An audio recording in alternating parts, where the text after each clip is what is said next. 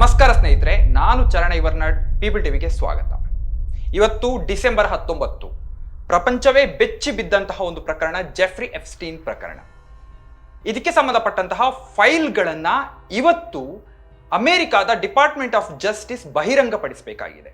Jeffrey Epstein ಪ್ರಕರಣಕ್ಕೆ ಸಂಬಂಧಿಸಿದ ಫೈಲ್ಗಳನ್ನ ಬಹಿರಂಗ ಮಾಡುವಂತೆ ಆದೇಶ ಕೊಟ್ಟಿರುವಂತಹ ಎಪ್ಸ್ಟೀನ್ ಫೈಲ್ ಟ್ರಾನ್ಸ್ಪರೆನ್ಸಿ ಆಕ್ಟ್ಗೆ ಡೊನಾಲ್ಡ್ ಟ್ರಂಪ್ ಅವರು 2025 ನವೆಂಬರ್ 19 ಸಹಿ ಮಾಡಿದ್ರು. ಈ ಕಾಯ್ದೆಯ ಪ್ರಕಾರ ಅಮೆರಿಕದ ಡಿಪಾರ್ಟ್ಮೆಂಟ್ ಆಫ್ ಜಸ್ಟಿಸ್ 30 ದಿನಗಳ ಒಳಗೆ, ಅಂದ್ರೆ ಇವತ್ತು ಡಿಸೆಂಬರ್ 19 ಒಳಗೆ ಎಪ್ಸ್ಟೀನ್ಗೆ ಸಂಬಂಧಿಸಿದ ಹೆಚ್ಚಿನ ದಾಖಲೆಗಳನ್ನು ಸಾರ್ವಜನಿಕಗೊಳಿಸಬೇಕು. ಆದರೆ ರಾಷ್ಟ್ರೀಯ ಭದ್ರತೆ, ತನಿಖೆಗಳು ಮತ್ತೆ ಗೌಪ್ಯತೆಯ ಕಾರಣಕ್ಕಾಗಿ ಕೆಲವು ದಾಖಲೆಗಳನ್ನು ಅಡಗಿಸಿ ಇಡಬಹುದು ಅಂತ ಈ ಕಾಯ್ದೆ ಹೇಳುತ್ತದೆ. ಎಪ್ಸ್ಟೀನ್ ಫೈಲಿಗೂ ಭಾರತಕ್ಕೂ ಏನು ಸಂಬಂಧ? ಎಪ್ಸ್ಟೀನ್ ಫೈಲ್ನಲ್ಲಿರುವ ಕೆಲವು ಹೆಸರುಗಳು ಅನೇಕ ರೀತಿಯಲ್ಲಿ ಭಾರತದಲ್ಲಿ, ಪ್ರಪಂಚದಲ್ಲಿ ಚರ್ಚೆಯನ್ನ ಪಡೆದಿತ್ತು. ಈಗ ಹೊಸ ದಾಖಲೆಗಳು ಬಂದ್ರೆ ಯಾರ್ಯಾರ ಹೆಸರು ಇರ್ತದೆ ಅನ್ನೋದು ನಮಗೆ ಗೊತ್ತಿಲ್ಲ. ಭಾರತಕ್ಕೂ ಈ ಎಪ್ಸ್ಟೀನ್ ಫೈಲ್ಗೂ ಇರುವ ಸಂಬಂಧ ಏನು? 2019 ಅಮೆರಿಕದ ಒಬ್ಬ ಹಣಕಾಸು ತಜ್ಞ, ಅವನು ಆರ್ಥಿಕ ತಜ್ಞ, ಮತ್ತೆ ಅವನು ಒಬ್ಬ ಲಾಬಿಯನ್ನ ಮಾಡ್ತಾ ಇದ್ದವನು ಎಪ್ಸ್ಟೀನ್. ಅವನೊಬ್ಬ ಚೈಲ್ಡ್ ರೇಪಿಸ್ಟ್ ಮತ್ತೆ ಚೈಲ್ಡ್ ಪ್ರಾಸ್ಟಿಟ್ಯೂಷನ್ ಅನ್ನ ಮಾಡ್ತಾ ಇದ್ದವನು. ಇವನು ಅಮೆರಿಕದ ವೈಟ್ ಹೌಸ್ನ ಸ್ಟ್ರಾಟಜಿಸ್ಟ್ ಆಗಿದ್ದಂತಹ ಸ್ಟೀವ್ ಬ್ಯಾನನ್ ಜೊತೆಗೆ ಮೋದಿ ಅವರೊಂದಿಗೆ ಮೀಟಿಂಗ್ ಫಿಕ್ಸ್ ಮಾಡೋದಕ್ಕೆ ಪ್ರಯತ್ನ ಪಟ್ಟಿದ್ದ. ಇದಕ್ಕೆ ಸಂಬಂಧಪಟ್ಟ ದಾಖಲೆಗಳಿದ್ದಾವೆ. ಆಮೇಲೆ ವಿವಾದಿತ ರಫೇಲ್ ಡೀಲ್ ಸಮಯದಲ್ಲಿ ಅನಿಲ್ ಅಂಬಾನಿ ಇಮೇಲ್ ಮೂಲಕ ಭಾರತ ಮತ್ತೆ ಇಸ್ರೇಲ್ಗೆ ಸಂಬಂಧಪಟ್ಟ ಸಂಬಂಧಗಳನ್ನು ಚರ್ಚೆ ಮಾಡೋದಕ್ಕೆ ಈತನಿಗೆ ಮೇಲ್ ಹಾಕಿದ್ರು ಎನ್ನುವ ಮಾಹಿತಿ ಕೂಡ ಈ ಫೈಲ್ಗಳಲ್ಲಿ ಇವೆ ಎನ್ನುವುದು ತಿಳಿದು ಬಂದಿದೆ. ಇವತ್ತು ಕೊನೆಯ ದಿನ, ಅಂದ್ರೆ ಈ ಫೈಲ್ಗಳನ್ನು ಇವತ್ತು ಪಬ್ಲಿಕ್ ಮಾಡಬೇಕು, ನೋಡಬೇಕು ಏನೇನಿದೆ ಅಂತ. ಈ ಬಗ್ಗೆ ಕೆಲವು ಸಂಗತಿಗಳನ್ನು ನಾನು ನಿಮಗೆ ಹೇಳ್ತೇನೆ. ನೀವಿನ್ನು ಪೀಪಲ್ ಟಿವಿಯ ಯೂಟ್ಯೂಬ್ ಚಾನೆಲ್ಗೆ ಸಬ್ಸ್ಕ್ರೈಬ್ ಆಗದೇ ಇದ್ದಲ್ಲಿ ಈಗಲೇ ಸಬ್ಸ್ಕ್ರೈಬ್ ಆಗಿ, ಹಾಗೆ ಬೆಲ್ಲೈಕನ್ ಒತ್ತೋದಕ್ಕೆ ಮರಿಬೇಡಿ. ನಮ್ಮ ಫೇಸ್ಬುಕ್, ಟ್ವಿಟರ್, ಇನ್ಸ್ಟಾಗ್ರಾಮ್ ಪೇಜ್ಗಳನ್ನು ಫಾಲೋ ಮಾಡೋದಕ್ಕೆ ಮರಿಬೇಡಿ.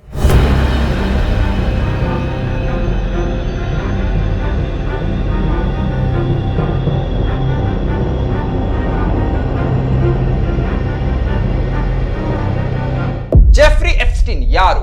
ಜೆಫ್ರಿ ಎಪ್ಸ್ಟೀನ್ ಅಮೆರಿಕದ ಒಬ್ಬ ಆರ್ಥಿಕ ತಜ್ಞ ಮತ್ತೆ ಲೈಂಗಿಕ ಅಪರಾಧಿ. 2008 ಅಪ್ರಾಪ್ತ ಬಾಲಕಿಯರ ಮೇಲೆ ಅತ್ಯಾಚಾರ ಆರೋಪದಲ್ಲಿ ಮತ್ತೆ ಚೈಲ್ಡ್ ಪ್ರಾಸ್ಟಿಟ್ಯೂಷನ್ ನಲ್ಲಿ ಶಿಕ್ಷೆಗೆ ಒಳಗಾಗಿದ್ದ.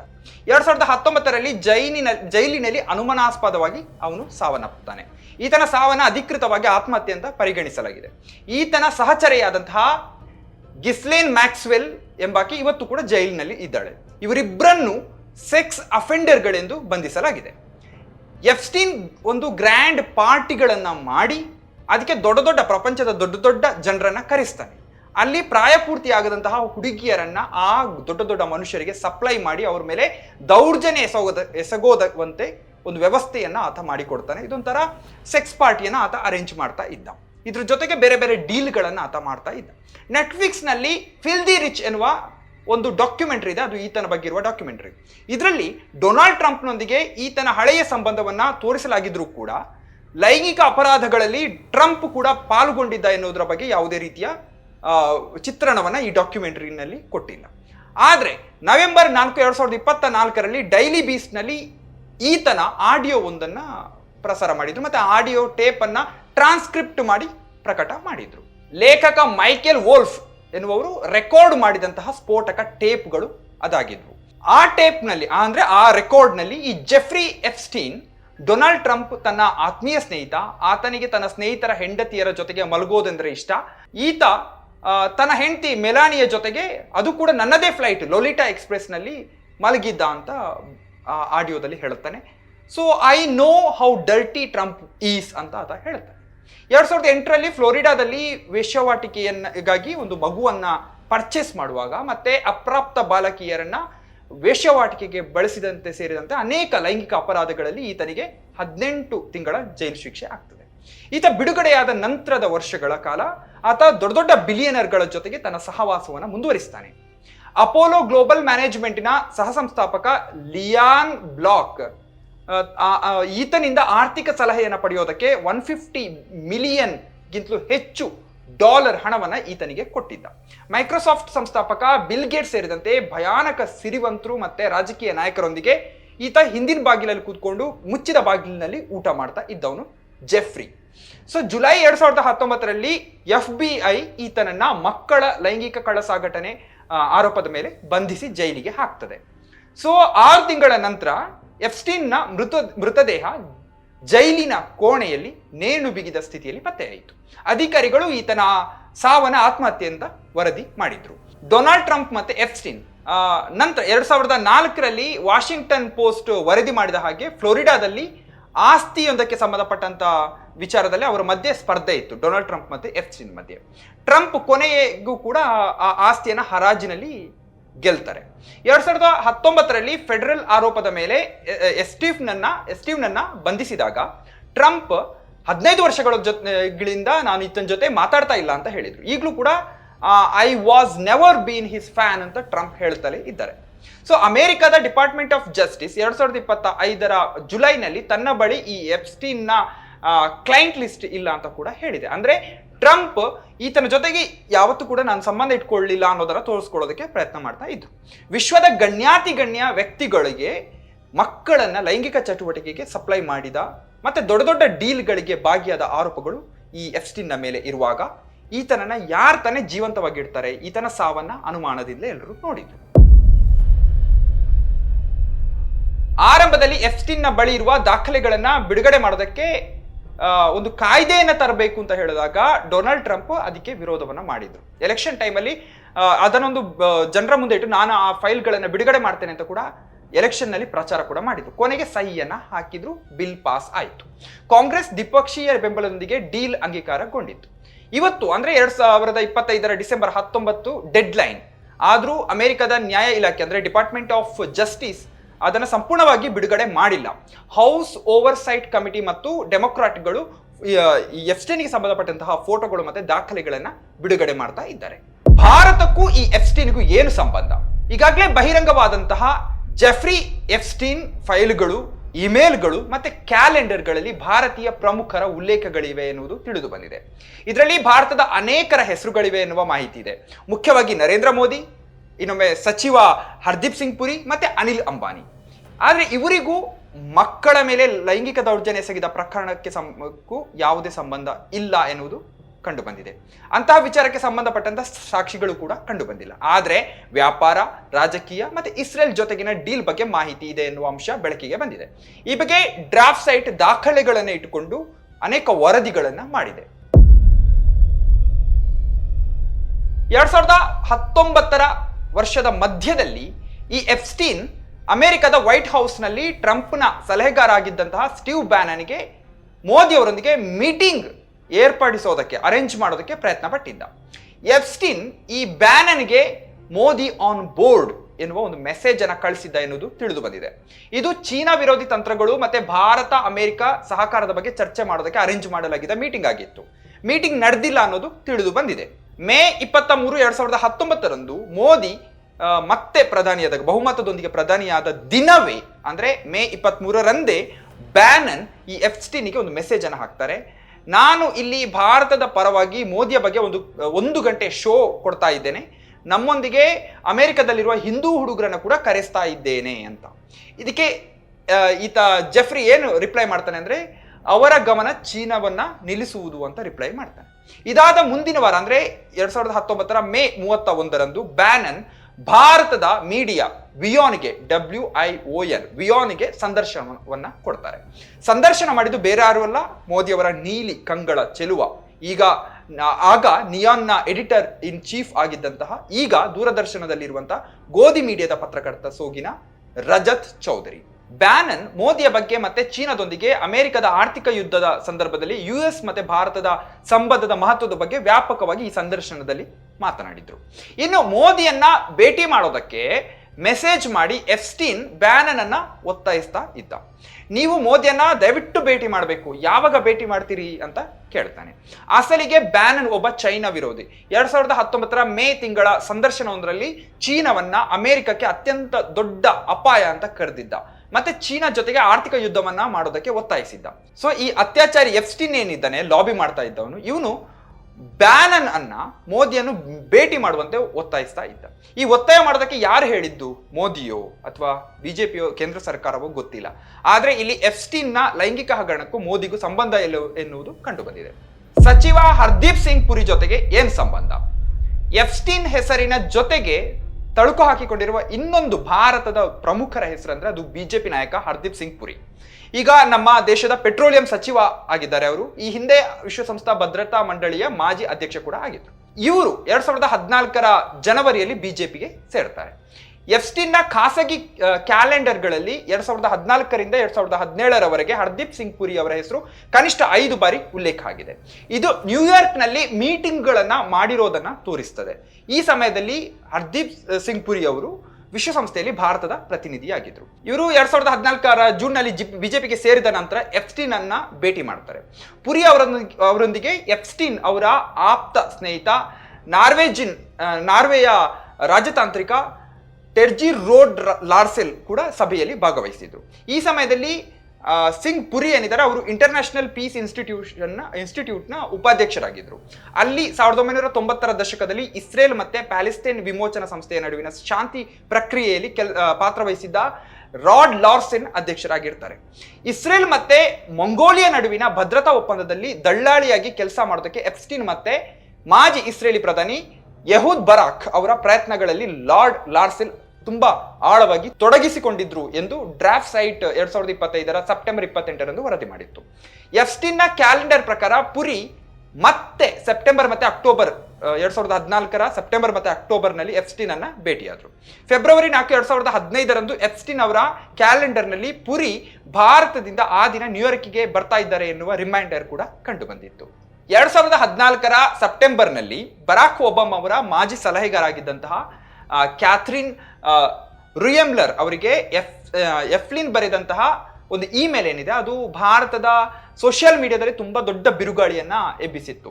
ವಿಶ್ವಸಂಸ್ಥೆಯ ಸಾಮಾನ್ಯ ಸಭೆಗೆ ಸೇರಿದ ಹಲವಾರು ಕಾರ್ಯಕ್ರಮಗಳಿಗೆ ನ್ಯೂಯಾರ್ಕಿಗೆ ಬರ್ತಾ ಇರುವಂತಹ ಪ್ರಪಂಚದ ದೊಡ್ಡ ದೊಡ್ಡ ವ್ಯಕ್ತಿಗಳ ಪಟ್ಟಿ ಇತ್ತು ಆ ಇಮೇಲ್ನಲ್ಲಿ. ಅದರಲ್ಲಿ ಹರ್ದೀಪ್ ಸಿಂಗ್ ಪುರಿ ಅವರ ಹೆಸರು ಕೂಡ ಇತ್ತು. ಈ ಇಮೇಲ್ನ ಥ್ರೆಡ್ನಲ್ಲಿ ಎಪ್ಸ್ಟೀನ್ ಹುಡುಗಿಯರು ಅಂತ ಒಂದು ವರ್ಡ್ ಅನ್ನು ಯೂಸ್ ಮಾಡಿ ಎಚ್ಚರಿಕೆಯಿಂದ ನಾನು ಹಳೆಯ ಅಭ್ಯಾಸಗಳನ್ನ ರಿಪೀಟ್ ಮಾಡೋದಿಲ್ಲ, ಸರಿಪಡಿಸ್ತೇನೆ ಅಂತ ಬರೆದಿದ್ದ. ಈ ಮೇಲ್ ಏನ್ ಹೇಳುತ್ತದೆ ಅಂತ ಅನ್ನುವ ಬಗ್ಗೆ ವ್ಯಾಪಕ ಚರ್ಚೆಗಳದು. ಈ ಪಟ್ಟಿಯಲ್ಲಿರುವ ದೊಡ್ಡ ದೊಡ್ಡ ಜನರಿಗೆ ಈತ ಹುಡುಗಿಯರನ್ನ ಸಪ್ಲೈ ಮಾಡ್ತಾ ಇದ್ನಾ ಎನ್ನುವಂತ ಚರ್ಚೆ ಕೂಡ ಆಯಿತು. ಇದರಲ್ಲಿ ನಮ್ಮ ಸಚಿವ ಹರ್ದೀಪ್ ಸಿಂಗ್ ಪುರಿ ಅವರ ಹೆಸರು ಕೂಡ ಇತ್ತು. ಯಾವಾಗ ಭಾರತದಲ್ಲಿ ಈ ಬಗ್ಗೆ ಚರ್ಚೆ, ಆಕ್ರೋಶ, ಟೀಕೆಗಳು ಬರೋದಕ್ಕೆ ಆರಂಭ ಆದ್ವು, ಆಗ ಬಿಜೆಪಿ ಅವರು ನೀವು ಇಡೀ ಮೇಲನ್ನ ನೋಡಿ ಅದರಲ್ಲಿರುವ ಹೆಸರಿನವರಿಗೆ ಹುಡುಗಿಯರನ್ನ ಸಪ್ಲೈ ಮಾಡಲಾಗಿದೆ ಎನ್ನುವ ಉಲ್ಲೇಖ ಇಲ್ಲ ಅಂತ ಸಮರ್ಥಿಸಿಕೊಂಡಿದ್ರು. ಅನಿಲ್ ಅಂಬಾನಿ ಜೊತೆಗೆ ಸಂಬಂಧ 2017ರ ಮಾರ್ಚ್ನಲ್ಲಿ ವಿಶ್ವದ ಭಯಾನಕ ಶ್ರೀಮಂತ ಮುಖೇಶ್ ಅಂಬಾನಿಯ ಸಹೋದರ ಅನಿಲ್ ಅಂಬಾನಿ ಅವರ ಇಮೇಲ್ ಖಾತೆಯಿಂದ ಎಫ್ಸ್ಟೀನ್ಗೆ ಒಂದು ಮೇಲ್ ಹೋಗ್ತದೆ. ಅದು ಮೋದಿ ಅವರ ಅಮೆರಿಕ ಭೇಟಿಯ ಬಗ್ಗೆ ಒಂದು ಮೆಸೇಜ್. ಅದು ಎಫ್ಸ್ಟೀನ್ ಏನಿದಾನೆ ಅವನು ಇದಕ್ಕೆ India Israeli key not for email ಅಂತ ಉತ್ತರಿಸಿದ್ದ. ಇದು ಭಾರತ ಇಸ್ರೇಲ್ ಸಂಬಂಧಗಳು ಮತ್ತೆ ರಕ್ಷಣಾ ಒಪ್ಪಂದಗಳ ಬಗ್ಗೆ ಇರುವಂತಹ ಒಂದು ಮೇಲ್ ಆಗಿತ್ತು. ಕುಖ್ಯಾತ ರಫೇಲ್ ಡೀಲ್ ಸಮಯದಲ್ಲಿ ಅಂಬಾನಿ ಅವರ ಕಂಪನಿ ಇಸ್ರೇಲ್ ರಫೇಲ್ ಏನಿದೆ ಅದು ಇಸ್ರೇಲ್ನ ರಫೇಲ್ ಕಂಪನಿಯೊಂದಿಗೆ ಜಂಟಿ ವ್ಯವಹಾರವನ್ನು ಕೂಡ ಹೊಂದಿತ್ತು. ಮಾರ್ಚ್ 2017ರಲ್ಲಿ ವೈಟ್ ಹೌಸ್ನಿಂದ ಒಬ್ಬ ಅನಾಮಧೇಯ ವ್ಯಕ್ತಿ ಎಫ್ಸ್ಟೀನ್ಗೆ ಒಂದು ಮೆಸೇಜ್ ಅನ್ನು ಹಾಕ್ತಾನೆ. ಒಬ್ಬ ಬಿಳಿಯ ಹಿರಿಯ ಅಧಿಕಾರಿಗಳು ಇವತ್ತು ಮಧ್ಯಾಹ್ನ ವಾಷಿಂಗ್ಟನ್ ಡಿಸಿಗೆ ಮೋದಿ ಪ್ರವಾಸಕ್ಕೆ ಬರ್ತಾ ಇದ್ದಾರೆ ಅಂತ ಘೋಷಣೆ ಮಾಡಿದ್ದಾರೆ. ಏನು ಪ್ರವಾಸ, ಯಾವತ್ತು ಬರ್ತಾ ಇದ್ದಾರೆ, ನಮಗೆ ಹೇಳ್ತೀರಾ ಅಂತ ಆತ ಮೇಲ್ ಮಾಡ್ತಾನೆ. ಜೂನ್ 26, 2017ರಲ್ಲಿ ಮೋದಿ ಅವರು ಮೊದಲ ಬಾರಿಗೆ ಟ್ರಂಪ್ ಅವರನ್ನ ಭೇಟಿ ಮಾಡ್ತಾರೆ. ಈ ಮೀಟಿಂಗ್ ಏನಿದೆ ಅದು ಇಸ್ರೇಲ್ ತಂತ್ರದ ಒಂದು ಭಾಗ ಆಗಿತ್ತು ಅಂತ ಎಫ್ಸ್ಟೀನ್ ಪ್ರತಿಕ್ರಿಯೆಯನ್ನು ಕೊಡ್ತಾನೆ. ನಾನು ಪ್ಯಾರಿಸ್ನಿಂದ ಬಂದ ನಂತರ ಇನ್ನಷ್ಟು ತಿಳ್ಕೊಳ್ಬೇಕು ಅಂತ ಆತ ಹೇಳಿದ್ದ. ಮೋದಿ ಅವರ ಅಮೆರಿಕ ಭೇಟಿಯ ದಿನಗಳಲ್ಲಿ ಇಸ್ರೇಲ್ಗೆ ಸಂಬಂಧಿಸಿದ ತಂತ್ರಗಾರಿಕೆಗಳ ಚರ್ಚೆಗಳು ಮುಖ್ಯ ಆಗಿದ್ವು, ಆದರೆ ಆಂತರಿಕ ಸಮಸ್ಯೆಗಳು ಮತ್ತೆ ಘರ್ಷಣೆಗಳು ಹೆಚ್ಚು ಆದ್ಯತೆ ಪಡ್ಕೊಂಡ್ವು ಅಂತ ಆತ ಹೇಳಿದ್ದ. ಈ ಮೀಟಿಂಗ್ ಅಲ್ಲಿ ಆದ ಮೇಲೆ ಮರುದಿನ ಅನಿಲ್ ಅಂಬಾನಿಗೆ ಸಂಬಂಧಿಸಿದ ಇಮೇಲ್ ಖಾತೆಯಿಂದ ಈ ಎಫ್ಸ್ಟೀನ್ ಜೊತೆಗೆ ಒಂದು ಮೆಸೇಜ್ ಹೋಗಿತ್ತು. ಮಾರ್ಚ್ 30, 2017ರಂದು ಹೋಗಿತ್ತು. ಅದು ಅಂಬಾನಿ ಈತನಿಗೆ after Donald Trump phone call government weighs if Modi should visit US early ಎನ್ನುವ ಹೆಡ್ಲೈನ್ ಇರುವ ಬಿಸಿನೆಸ್ ಸ್ಟ್ಯಾಂಡರ್ಡ್ ನಲ್ಲಿ ಪ್ರಕಟ ಆದ ಲೇಖನವನ್ನು ಇಮೇಲ್ ಮಾಡಿದ್ರು. ಈ ಮೇಲ್ನಲ್ಲಿ dear Jeffrey info BR Anil ಅಂತ ಬರೆಯಲಾಗಿತ್ತು. ಇದಕ್ಕೆ ಈ Epstein India Israel key not for mail ಅಂತ ರಿಪ್ಲೈ ಮಾಡಿದ್ದ. ಈ ಎಫ್ಸ್ಟೀನ್ನ ಭಾರತ ಇಸ್ರೇಲ್ ಸಂಬಂಧಗಳ ಬಗ್ಗೆ ಇರುವಂತ ಒಂದು ಮೇಲ್ ಏನಿತ್ತು, ಅನಿಲ್ ಅಂಬಾನಿ ಮತ್ತೆ ಒಬ್ಬ ಅಪರಿಚಿತ ವ್ಯಕ್ತಿಯ ಜೊತೆಗಿನ ಮೇಲ್ ಸಂಭಾಷಣೆ. ಅದೇ ಸಮಯದಲ್ಲಿ 2017ರ ಜುಲೈನಲ್ಲಿ ಮೋದಿ ಅವರು ಇಸ್ರೇಲ್ಗೆ ಭೇಟಿಯನ್ನು ಕೂಡ ಕೊಡ್ತಾರೆ. ಅದೇ ವರ್ಷ 2017ರಲ್ಲಿಯೇ ಸ್ಯಾಕ್ ಹೋಮ್ ಅಂತಾರಾಷ್ಟ್ರೀಯ ಶಾಂತಿ ಸಂಶೋಧನಾ ಸಂಸ್ಥೆಯ ಪ್ರಕಾರ ಭಾರತ $715 ಮಿಲಿಯನ್ ಮೌಲ್ಯದ ಶಸ್ತ್ರಾಸ್ತ್ರಗಳನ್ನು ಇಸ್ರೇಲಿಂದ ಖರೀದಿ ಮಾಡಿತ್ತು. ಮೋದಿ ಮತ್ತು ಇಸ್ರೇಲ್ನ ಪ್ರಧಾನಿ ನೇತನ್ಯಾಹು ಮಧ್ಯೆ ಈ ರೀತಿಯ ಮಿಲಿಟರಿ ಸಂಬಂಧ ಗಟ್ಟಿಯಾದಂತೆ ಮೋದಿ ಅವರು ಪ್ಯಾಲೆಸ್ತೈನ್ ಅಥಾರಿಟಿಯ ಅಧಿಕಾರಿಗಳನ್ನ ಭೇಟಿ ಮಾಡೋದಕ್ಕೆ ನಿರಾಕರಿಸಿದ್ರು. ಹೀಗೆ ಭಾರತ ಇಷ್ಟು ವರ್ಷಗಳ ಕಾಲ ಪ್ಯಾಲೆಸ್ತೈನ್ ಪರವಾಗಿ ಮತ್ತು ಅದರ ಸ್ವಾತಂತ್ರ್ಯಕ್ಕಾಗಿ ಪ್ರತಿಪಾದಿಸ್ತಾ ಇದ್ದ ನಿಲುವಿಗೆ ಎಳ್ಳು ನೀರು ಬಿಟ್ಟರು ಮೋದಿ. ಈ ಅಂಬಾನಿ, ಮೋದಿ ಮತ್ತೆ ಅತ್ಯಾಚಾರಿ ಎಫ್ಸ್ಟೀನ್ ಇವರ ನಡುವಿನ ವ್ಯವಹಾರಗಳು ಏನ್ ಹೇಳ್ತವೆ? ಅಂಬಾನಿಗೆ ಇಸ್ರೇಲ್ ಜೊತೆಗೆ ವ್ಯಾಪಾರ ಮಾಡುವ ದೊಡ್ಡ ಆಸೆ. ಇದಕ್ಕೆ ಭಾರತದ ರಾಜತಾಂತ್ರಿಕತೆಯನ್ನ ಬಳಸ್ಕೊಳ್ಳಲಾಗಿದೆ. Just like Adani. ಈ ಹಿಂದೆ ನಮ್ಮ ಚಾನೆಲ್ನಲ್ಲಿ ಪ್ರಸಾರವಾದ ಮೋದಿ ಹೋದಲ್ಲಿ ಬಂದಲ್ಲಿ ಅದಾನಿಗೆ ಲಾಭ ಎನ್ನುವ ವಿಡಿಯೋವನ್ನ ನೀವು ನೋಡಿರ್ಬೋದು. 2016ರಲ್ಲಿ ಅನಿಲ್ ಅಂಬಾನಿಯ ಕಂಪನಿ ರಿಲಯನ್ಸ್ ಡಿಫೆನ್ಸ್ ಲಿಮಿಟೆಡ್ ಇಸ್ರೇಲ್ನ ಸರ್ಕಾರಿ ಸ್ವಾಮ್ಯದ ಇಸ್ರೇಲಿ ರಕ್ಷಣಾ ಸಂಸ್ಥೆಯಾದಂತಹ Rafael advanced defence system limited ಜೊತೆಗೆ ಒಂದು ಜಂಟಿ ವ್ಯವಹಾರವನ್ನು ಆರಂಭ ಮಾಡಿತ್ತು. ಒಂದು ದಶಕದಲ್ಲಿ $10 ಬಿಲಿಯನ್ ಮೌಲ್ಯದ ಒಪ್ಪಂದದಲ್ಲಿ ಏರ್ ಟು ಏರ್ ಕ್ಷಿಪಣಿಗಳನ್ನ ಮತ್ತೆ ವಾಯು ರಕ್ಷಣಾ ವ್ಯವಸ್ಥೆಯನ್ನು ಉತ್ಪಾದನೆ ಮಾಡಿತು. ಈ ಇಸ್ರೇಲಿ ಸಂಸ್ಥೆಯಾದ ರಫೇಲ್ನಲ್ಲಿ ಅಂಬಾನಿಯವರ ಹೂಡಿಕೆಯು ಫ್ರೆಂಚ್ ಕಂಪನಿಯಾದ ಡೆಸಾಲ್ಟ್ ನಿಂದ ಖರೀದಿ ಮಾಡಿದ ರಫೇಲ್ ಫೈಟ್ ಜೆಟ್ಗಳೇನಿದಾವೆ ಅವು ಒಪ್ಪಂದಕ್ಕಿಂತ ಸ್ವಲ್ಪ ಭಿನ್ನವಾಗಿತ್ತು. ರಫೇಲ್ ವಿವಾದದಲ್ಲಿ ಅನಿಲ್ ಅಂಬಾನಿಯವರ ವ್ಯವಹಾರಕ್ಕೆ ಸಹಾಯ ಮಾಡಲು ಮೋದಿ ಅವರು ತಮ್ಮ ಅಧಿಕಾರವನ್ನ ದುರುಪಯೋಗ ಮಾಡಿಕೊಂಡ್ರು ಎನ್ನುವ ಭ್ರಷ್ಟಾಚಾರದ ಆರೋಪವನ್ನ ಎದುರಿಸಿದ್ರು. ಹೀಗೆ ಮೋದಿ ಅವರು ಇಸ್ರೇಲ್, ಅಮೆರಿಕ, ಎಫ್ಸಿನ್ ಮತ್ತೆ ಅನಿಲ್ ಅಂಬಾನಿ ಹೀಗೆ ವ್ಯವಹಾರಗಳು, ರಾಜತಾಂತ್ರಿಕತೆ ಅದನ್ನ ಅರೇಂಜ್ ಮಾಡುವಂತಹ ಒಬ್ಬ ಲಾಬಿಸ್ಟ್, ಒಬ್ಬ ರೇಪಿಸ್ಟ್ ಹೀಗೆ ಒಂದಕ್ಕೊಂದು ಸಂಬಂಧವನ್ನ ಬೆಳೆಸಿದಂತೆ ಈ ಎಲ್ಲ ದಾಖಲೆಗಳು ನಮಗೆ ಕಾಣಿಸ್ತವೆ. ಭಾರತ ಮತ್ತೆ ಈ ಅತ್ಯಾಚಾರಿ ಎಫ್ಸಿನ್ ಸಂಬಂಧ ಕನಿಷ್ಠ ಅವರ ಸಂಬಂಧ ಏನಿದೆ ಅದು ಕನಿಷ್ಠ 2000 ದಶಕದಷ್ಟು ಹಿಂದಿನದು. ಈತನ ಖಾಸಗಿ ಇಮೇಲ್ಗಳು 2006ರಿಂದ ದುಬೈನಲ್ಲಿರುವ ಕಂಪನಿಗಳೊಂದಿಗೆ ಭಾರತೀಯ ಉದ್ಯಮಿಗಳ ವಿವಿಧ ಒಪ್ಪಂದಗಳನ್ನು ಮಾಡಿಕೊಟ್ಟದನ್ನ ತೋರಿಸಿದ್ವು. ಇದರಲ್ಲಿ ಭಾರತೀಯ ಡಿಸೈನರ್ ಬಟ್ಟೆಗಳನ್ನು ಉತ್ಪಾದಿಸುವ ಕಂಪನಿಯ ಉದ್ಯಮಿಯೊಬ್ಬರ ಒಡೆತನದ ಕಂಪನಿಯಲ್ಲಿ ಸಣ್ಣ ಪಾಲನ್ನ ಸ್ವಾಧೀನಪಡಿಸಿಕೊಳ್ಳುವ ಪ್ರಯತ್ನ ಕೂಡ ಸೇರಿತು. ಇದಕ್ಕೆ ಸಂಬಂಧಪಟ್ಟ ಮಾಹಿತಿ ಕೂಡ ಇತ್ತು. ಈ ಇಮೇಲ್ ಎಫ್ಸ್ಟೀನ್ನ ಮೇಲ್ಗಳೇನಿದೆ ಅದು ಯಾಹೂ ಅಕೌಂಟ್ನಲ್ಲಿ ಪತ್ತೆಯಾದವು. ಈ ಸಂಗತಿಗಳು ಈ ಹಿಂದೆ ಬ್ಲೂಬರ್ಗ್ನಲ್ಲಿ ಸೋರಿಕೆಯಾಗಿದ್ವು. ಆಮೇಲೆ ಡ್ರಾಪ್ ಸೈಟ್ ಈ ಖಾತೆಯಿಂದ ಸಾವಿರಾರು ಮೇಲ್ಗಳನ್ನು ಪಡ್ಕೊಂಡು ಈ ಬಗ್ಗೆ ರಿಪೋರ್ಟ್ ಮಾಡಿತ್ತು. ಆಮೇಲೆ whistle blower site distributed denial of secrets ನಲ್ಲಿ ನೀವು ಈ ದಾಖಲೆಗಳನ್ನು ನೀವು ನೋಡಬಹುದು. ಈ ಎಫ್ಸ್ಟೀನ್ ಫೈಲ್ ಬಿಡುಗಡೆ ಆದ್ರೆ ಭಾರತಕ್ಕೆ ಏನಾಗಬಹುದು? ಜೆಫ್ರಿ ಎಫ್ಸ್ಟೀನ್ ದಾಖಲೆಗಳು ಇವತ್ತು ಅಂದ್ರೆ ಡಿಸೆಂಬರ್ 19, 2025 ಮಧ್ಯರಾತ್ರಿ ಒಳಗಡೆ ಅಮೆರಿಕದ ಡಿಪಾರ್ಟ್ಮೆಂಟ್ ಆಫ್ ಜಸ್ಟಿಸ್ ಬಿಡುಗಡೆ ಮಾಡಬೇಕಾಗಿದೆ. ಇದು ಎಫ್ಸ್ಟೀನ್ನ ಲೈಂಗಿಕ ಕಳ್ಳಸಾಗಣೆ ಜಾಲ ಮಾತ್ರವಲ್ಲ, ಅಂತಾರಾಷ್ಟ್ರೀಯ ಮಟ್ಟದಲ್ಲಿ ಭಾರತದ ನಾಯಕರು ಸೇರಿದಂತೆ ಅನೇಕ ರಾಜಕಾರಣಿಗಳು, ಉದ್ಯಮಿಗಳ ನಡುವೆ ಡೀಲ್ ಕುದುರಿಸಿದ ಸಂಗತಿಗಳನ್ನು ಕೂಡ ಬೆಳಕಿಗೆ ತರಬಹುದು. ಪ್ರಧಾನಿ ನರೇಂದ್ರ ಮೋದಿ, ಆಮೇಲೆ ಪೆಟ್ರೋಲಿಯಂ ಸಚಿವ ಹರ್ದೀಪ್ ಸಿಂಗ್ ಪುರಿ ಮತ್ತೆ ಉದ್ಯಮಿ ಅನಿಲ್ ಅಂಬಾನಿ ಅವರೊಂದಿಗೆ ಈ ಅತ್ಯಾಚಾರಿ ಎಫ್ಸ್ಟೀನ್ನ ಸಂಬಂಧಗಳ ಬಗ್ಗೆ ಈಗಾಗಲೇ ದಾಖಲೆಗಳು 2025 ನವೆಂಬರ್ನಲ್ಲಿ ಬಹಿರಂಗ ಆಗಿವೆ. ಆದರೆ ಇವುಗಳನ್ನ ಯಾವುದೇ ಲೈಂಗಿಕ ಹಗರಣದ ಪುರಾವೆಗಳು ಇವುಗಳಲ್ಲಿ ಇಲ್ಲ ಕೂಡ. ಹರ್ದೀಪ್ ಸಿಂಗ್ ಅವರ ಹೆಸರು ಇರುವ ಮೇಲ್ನಲ್ಲಿ ಅದೇ ಥ್ರೆಡ್ನಲ್ಲಿ ಹುಡುಗಿ ಎನ್ನುವ ಪದ ಬಳಕೆಯಾಗಿದೆ ಅಷ್ಟೇ. ಉಳಿದಂತೆ ಎಲ್ಲವೂ ವ್ಯಾಪಾರ, ಇಸ್ರೇಲ್ ಜೊತೆಗಿನ ಡೀಲ್, ರಾಜತಾಂತ್ರಿಕತೆ ಇದಕ್ಕೆ ಸಂಬಂಧಪಟ್ಟಂತಹ ಮಾಹಿತಿಗಳು. ಯಾವುದೇ ಅಪರಾಧ ಸಾಕ್ಷ್ಯ ಇಲ್ಲದ ಕಾರಣ ಭಾರತ ಮತ್ತೆ ಅಮೆರಿಕದಲ್ಲಿ ತನಿಖೆಯನ್ನ ನಿರೀಕ್ಷಿಸೋದಕ್ಕೆ ಸಾಧ್ಯ ಇಲ್ಲ. ಭಾರತದಲ್ಲಿ ನೀವು ಇದು ಅಪರಾಧ ಕೂಡ ಅಲ್ಲ. ಆದರೆ 3 ಸಂಗತಿಗಳನ್ನ ನಾವು ಗಮನಿಸಬೇಕು. ಒಂದು, ಭಾರತದ ರಾಜಕಾರಣಿಗಳು ಎಫ್ಸ್ಟೀನ್ ಅಂತಹ ಹೆಂಗಸರು ಮತ್ತೆ ಮಕ್ಕಳನ್ನ ವೇಶ್ಯಾವಾಟಿಕೆಗೆ ತಳ್ಳುವ ಮನುಷ್ಯನ ಜೊತೆಗೆ ಯಾಕೆ ಸಂಬಂಧವನ್ನು ಇಟ್ಟುಕೊಳ್ತಾರೆ? ಎರಡನೆಯದು, ಈತನನ್ನ ಬಳಸಿ ರಾಜತಾಂತ್ರಿಕತೆ ಹೇಗೆ ಮಾಡ್ತಾರೆ? ಮೂರನೆಯದು, ಮೋದಿ ಅವರು ಈ ದೇಶದ ರಾಜತಾಂತ್ರಿಕತೆಯನ್ನ ತಮ್ಮ ಉದ್ಯಮಿ ಸ್ನೇಹಿತರ ಬೊಕ್ಕಸ ತುಂಬುವುದಕ್ಕೆ ಹೇಗೆ ಬಲಿ ಕೊಡ್ತಾರೆ? ಈ 3 ಪ್ರಶ್ನೆಗಳಿಗೆ ನಾವು ಉತ್ತರಗಳನ್ನು ಯೋಚಿಸಬೇಕಾಗಿದೆ. ಇವತ್ತು ಅಮೆರಿಕದ ಡಿಪಾರ್ಟ್ಮೆಂಟ್ ಆಫ್ ಜಸ್ಟಿಸ್ ಎಫ್ಸ್ಟೀನ್ನ ದಾಖಲೆಗಳನ್ನ ಬಹಿರಂಗ ಮಾಡಿದ್ರೆ ಭಾರತದ ಬಗ್ಗೆ ಮತ್ತೆ ಇಲ್ಲಿನ ಯಾರ್ಯಾರು ಆತನ ಜೊತೆಗೆ ಪಾರ್ಟಿ ಮಾಡಿದ್ರು, ವ್ಯವಹಾರ ಮಾಡಿದ್ರು, ಲಾಬಿ ಮಾಡಿದ್ರು ಎನ್ನುವುದು ತಿಳಿಯೋದಕ್ಕೆ ನನಗಂತೂ ಕುತೂಹಲ ಇದೆ. ನೋಡೋಣ.